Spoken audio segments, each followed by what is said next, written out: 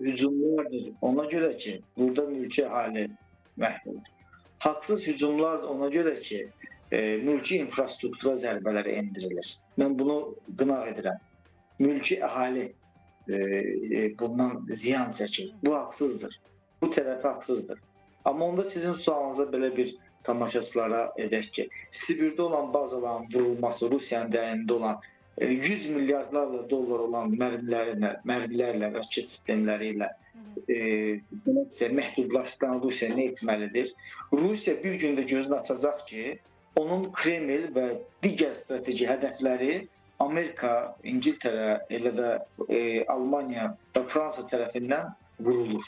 Və nə dəyişəcək? Baxın, bizi dinləyənlər söyləyə bilər ki, bundan Azərbaycana nə kimi bir fayda var və yaxud fayda yoxdur. Sizcə Rusiya öz mövqeyini itirsə, Cənubi Qafqaz prosesində Fransa və onun havadarları hansı mövqeyi tutacaq? Məsələ bundadır. Biz onu başa düşməliyik ki, güc balansının dəyişilməsi, baxın, indi bizə aydın olur ki, Trump nə üçün Səudiyyə Ərəbistandan milyardlarla dollar pul götürdü? Trumpa sadəcə olaraq vaxt qazanmaq lazım idi, Putini oyalamaq lazım idi. Nə dəyişdi? Trumpın mövqeyində Ukrayna sülh müqaviləsinə və yaxud atəşkəs müqaviləsinə oturacaqdı. Artıq Rusiya ilə Ukrayna oturacaq. Çünki Ukrayna dəstək görmədiyi halda məcbur idi ki, atəşkəs dayandırsın. Amma indi biz nə görürük? Yəni, dünya tarixi, hərb tarixində bunu ermənilər tətbiq eləmişdir. Biz atəşkəs keçirdəndə yararların çıxarılmasına bağlı zərbələrin endirilməsi və təxribatları artırdılar. Dünya tarixində sülh danışıqlarına masaya oturan iki dövlətin eyni zamanda hədəflərə və dərinliklərinə zərbələr endirilmir. Ən azı danışıqlar gözlənilir. Bu o deməkdir ki, sülh olmayacaqdır. Baxmayaraq ki, Rusiya prezidentinin də dünənki gündə açıqlamaları oldu ki, biz qismən sülhün yaradılmasına və s. Ukrayna danışıqlarının gedilməsinə razıyıq və s. və s. Elə deyil. Artıq o da dayanmayacaq. Onun 6 ay çıxışında söylədi ki, Bundestagı Sovet qoşunları aldı. İndi dəyişən heç bir şey yoxdur.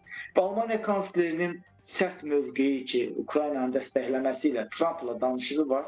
O qeyd edir ki, mən Trumpı inandırdım ki, ən strateji dərinliklərdə vurulan hədəflərin vurulması üçün Ukrayna silahlar verilməlidir.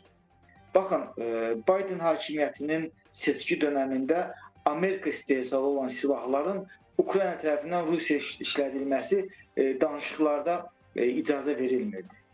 Amma artıq Ukrayna istər Almaniyanın, istər Fransanın, istər Amerikanın silahlarını Rusiyaya qarşı tətbiq edir.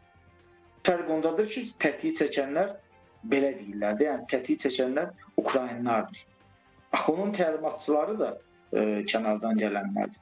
Məsələ çox ciddi bir sferada davam edir. Bu 3-cü Dünya Savaşının başlanması deməkdir.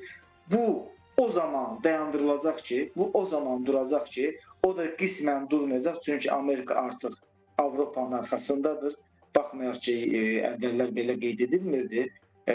Zelenski 3-cü Dünya müharibəsində ittiham olunurdu. Amma artıq Trump da Rusiyaya qarşı bir cəhbə tutmağa maraqlıdır və 9 may Rusiya prezidentinin açıqlaması onları belə desək acıqlandırdı və artıq Rusiyaya qarşı bir koalisiya birləşib. Və Avropa, Almaniya, Fransa, Amerika, İngiltərə bütün silah sursatı, eləcə də digər Avropa ölkələri silah sursatı ilə Ukraynada Rusiyaya qarşı öz mücadeləsini aparacaq.